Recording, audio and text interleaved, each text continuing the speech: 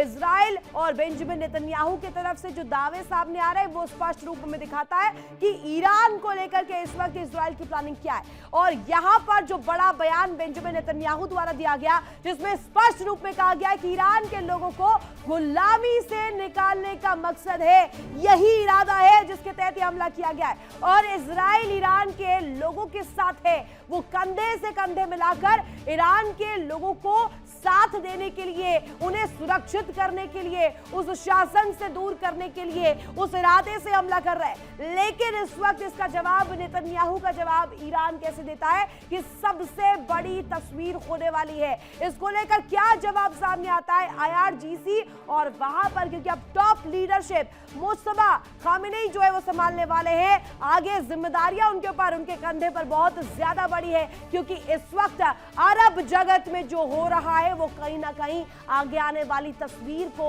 और ज्यादा विध्वंसक रूप देता हुआ नजर आ रहा है। इस बीच ये बयानबाजी, ये दावे कहीं ना कहीं दिखाता है कि ये जो जंगी अखाड़ा है ये आगे किस तरीके से और ज्यादा घातक और ज्यादा चिंताजनक बनता हुआ नजर आ रहा है। बेंजामिन नेतन्याहू कह रहे हैं कि अमेरिकियों की तरह ही, जिस तरीके से अमेरिका की तरफ से पक्ष रखा गया, अमेरिकी फर्स्ट नीति रखी गई, वैसे ही इजराइल ईरान के लोगों के साथ है। ईरान के लोगों के साथ इसलिए है क्योंकि वहां पर रजीम चेंज अगर होती है, वहां पर सत्ता बदलती है, तो यह तस्वीर जो है वहां के लोगों के लिए ही कहीं ना कहीं बेहद महत्वपूर्ण रहने वाली है। अब आइए आपको यूक्रेन के ड्रोन पावर के बारे में बताते हैं, क्योंकि अब इसमें एंट्री यूक्रेन की भी हो गई है। और युद्ध के दौरान यूक्रेन को लेकर के क्या कुछ दावे सामने आ रहे हैं, जरा डिटेल में आप देखिए। युद्ध के दौरान यूक्रेन ने विकसित की ड्रोन शक्ति। साल 2026 की बात करते हैं, इसी साल 70 लाख से ज्यादा ड्रोन बनाने का टारगेट है। और यूक्रेन की तकरीबन 450 कंपनियां ये उत्पादन जो है ड्रोन का करने वाली हैं, ये मैन्युफैक्चरिंग होने वाली है। AI क्षमता वाले ड्रोन विकसित हुए हैं। यूक्रेन रूस के शाहेद ड्रोन को भी गिराने में सक्षम अब माना जाता है, क्योंकि इतने सालों से जंग में है, 4 सालों से यही तस्वीर है और लगातार यूक्रेन दो हाथ कर रहा है रूस के साथ। यानी कि वो तकनीक और रणनीति को लेकर पहले से परिपक्व हो चुका है। और अभी हम देख रहे हैं कि इस जंगी अखाड़े में भी, जो कि मिडिल ईस्ट का संग्राम है, इसमें भी दोनों हाथ करने के इरादे से उतर रहा है अमेरिका के समर्थन में। अब 2000 मील तक मार करने में सक्षम है सोकील 300 ड्रोन, जो कि यूक्रेन ने विकसित की है। इसे अंडर वाटर ड्रोन कहा जाता है। रूस के जहाजों और पनडुब्बियों के लिए खतरनाक ही रहेगा, और अंडर वाटर ड्रोन होने की वजह से इसकी समंदर के भीतर भी पैठ कैसी होगी वो समझिएगा। और इसके साथ साथ मिडिल ईस्ट में महासंग्राम जो जारी है, ये लंबी जंग जो है ईरान लड़ने वाला है, ये तस्वीर हमेशा से पेश की गई है। 11 दिन से लगातार अमेरिका इजराइल की तरफ से जो अटैक हो रहे हैं उसका सामना ईरान कर रहा है। ईरान अभी पीछे हटने के लिए बिल्कुल तैयार नहीं है, घुटने टेकने के लिए तैयार नहीं है। इजराइल और सहयोगी देशों पर जबरदस्त हमले कर रहा है। अमेरिकी बेस पर मिसाइल और ड्रोन से लगातार अटैक किए जा रहे हैं। और अयातुल्लाह अली खामेनी की मौत का ईरान पर कोई असर होता हुआ दिखाई नहीं दे रहा। वो रिएक्ट भी ऐसे ही कर रहा है, क्योंकि इस वक्त जो है कहा जा रहा है 10 साल जंग क्यों लड़ेगा ईरान। अब इसको लेकर के जो जानकारी है वो जरा लीजिए। ईरान के पास सुपर मिसाइल पावर है। ईरान के पास तकरीबन 1 लाख मिसाइल है। 1000 मिसाइल हर महीने बनाता है ईरान। और ईरान के पास अंडरग्राउंड मिसाइलों की कमी नहीं है। अंडरग्राउंड मिसाइल सिटी तक वहां पर बना दी गई है। मिसाइल सिटी से कहा जाए, इसमें सभी मिसाइलें जो कहा जाए बड़ी मारक क्षमता के साथ इस वक्त मौजूद है। और ईरान के पास ड्रोन जैसा मारक हथियार भी मौजूद है, जो कि बड़ी संख्या में ईरान मैन्युफैक्चर करता है। यानी कि मिडिल ईस्ट में ये जब महासंग्राम जारी है, कहा जा रहा है कि ये अमेरिका की जो कोशिश है जंग को लंबी खींचने की, इसमें ईरान कहीं से पीछे नहीं होगा। और जंग के बाद से अब तक कहां कितने लोग मारे गए, अब जरा वो डिटेल लीजिए। ईरान की बात करते हैं सबसे पहले। 1300 प्लस यानी कि 1300 प्लस लोगों की मौत हो चुकी है। सैकड़ों लोग घायल बताए जा रहे हैं। अब बात करते हैं लेबनान की, जहां 394 से ज्यादा लोगों की मौत हो चुकी है। तकरीबन 1000 से ऊपर लोग घायल बताए जा रहे हैं। अब बात इसराइल की करते हैं। इसराइल में कम से कम 11 मौतें हुई हैं, दर्जनों लोग जो है वो घायल बताए जा रहे हैं, यानी कि दंश वहां पर भी लोग झेल रहे हैं। कुवैत की बात करते हैं, जहां 4 मौतें, 35 लोगों के घायल होने की जानकारी। जॉर्डन में 5 मौतों का सिलसिला। यूएई की बात करते हैं, जहां 23 मौतें हुई हैं यूनाइटेड अरब एमिरेट्स में, और इससे भी ज्यादा घातक तस्वीर जो है 78 लोगों के घायल होने की जानकारी मिलती है। साथ ही आपको बता दें इराक को लेकर क्या इन्फॉर्मेशन है। इराक में 2 मौतें, 7 घायल, ओमान में 1 मौत, 5 घायल, बहरीन में 1 मौत, 4 घायल। कतर की बात करें 16 लोग घायल बताए जा रहे हैं। अमेरिकी बेस पर हमला होने की वजह से 7 सैनिकों की मौत हुई है, 18 घायल हुए हैं। यानी कि ईरान भी जंग के बाद से लगातार जो काउंटर अटैक कर रहा है, जो हमले कर रहा है, उसमें यहां पर बैकलॉग में इस वक्त जो है अमेरिका भी नजर आ रहा है। एक और मिडिल ईस्ट जंग की आग में झुलस रहा है, तो वहीं दूसरी ओर रूस और यूक्रेन के हमले भी जारी हैं और दोनों ही देश एक दूसरे पर आग बरसा रहे हैं। और किस तरीके से ये साल दर साल से जो ये जंग जारी है, ये युद्ध जारी है, रूस यूक्रेन के भीतर भी कहीं ना कहीं तबाही देखने को मिल रही है। और स्पष्ट रूप में ये अभी रुकने वाला नहीं है, ये सिलसिला अभी थमने वाला नहीं है, क्योंकि एक टेबल पर बातचीत का रास्ता निकल ही नहीं पा रहा है। ये कहा जा रहा है कि रूस और यूक्रेन द्वारा पहल तो की जा रही है, लेकिन मध्यस्थता का रास्ता निकल नहीं पा रहा। दिखाते हैं।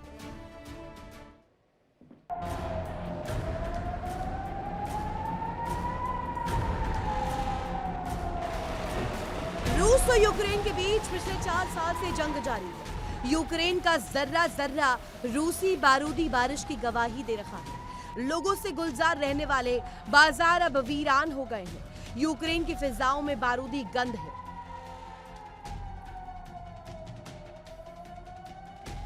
रूसी सेना लगातार यूक्रेन पर कब्जे के मकसद से आगे बढ़ रही है। रूस ने खार्किव में जबरदस्त बमबारी की है। मिसाइल अटैक में 10 लोगों की मौत की खबर है।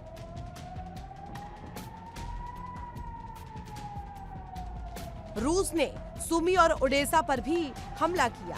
इन इलाकों में ड्रोन और मिसाइल से हमला किया गया। रूस ने एनर्जी सेक्टर और रिहायशी इलाकों को निशाना बनाया।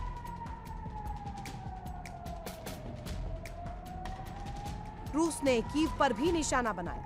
रूस के हमलों में थर्मल पावर प्लांट्स और हाइड्रो पावर प्लांट्स को निशाना बनाया गया, जिससे देश भर में बिजली की भारी किल्लत हो गई। रूसी सेना ने प्रोकोवस्क में कुछ और क्षेत्रों पर कब्जे का दावा किया।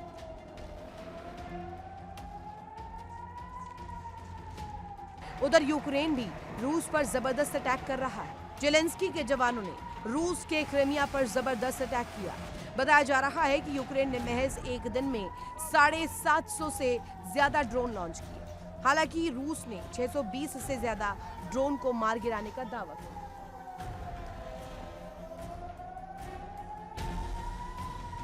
यूक्रेन ने रूस के ब्रायंस्क और बेलगोरोद, तुला और क्रास्नोदर क्राई पर हमले किए। यूक्रेन ने बेलगोरोद के दुनियाखा में रूस के ड्रोन कंट्रोल सेंटर पर हमला किया।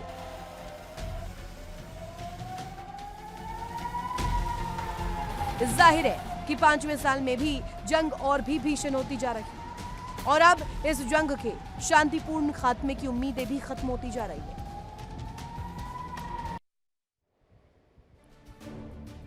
जहां एक और रूस और यूक्रेन एक दूसरे पर हमले कर रहे हैं, तो वहीं रूस के रुख से यूरोप टेंशन में है।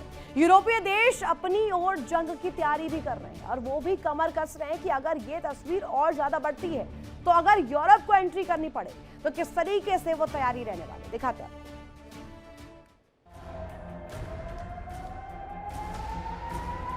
रूस की आक्रामकता बढ़ती जा रही है। पुतिन के जवान तेजी से यूक्रेन पर कब्जे के प्लान पर आगे बढ़ रहे हैं। रूस के रुख ने यूरोप की टेंशन बढ़ा दी है।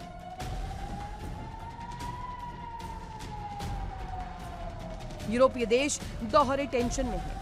एक ओर अमेरिका उनसे तो दूर होता जा रहा है और दूसरी ओर रूस आक्रामक हो रहा है। ऐसी परिस्थितियों में फंसे यूरोपीय देश अब अपनी हिफाजत का खुद ही इंतजाम कर रहे हैं। जर्मनी ने साल 2026 के लिए रक्षा बजट बढ़ाकर 117.2 बिलियन करने की योजना बनाई है, जो साल 2021 की तुलना में लगभग दोगुना। पोलैंड ने पूर्वी सीमा पर ईस्ट शील्ड बनाने के लिए 2.3 बिलियन यूरो खर्च करने का प्लान बनाया है। ये 1945 के बाद से सीमा सुरक्षा का सबसे बड़ा प्रयास है।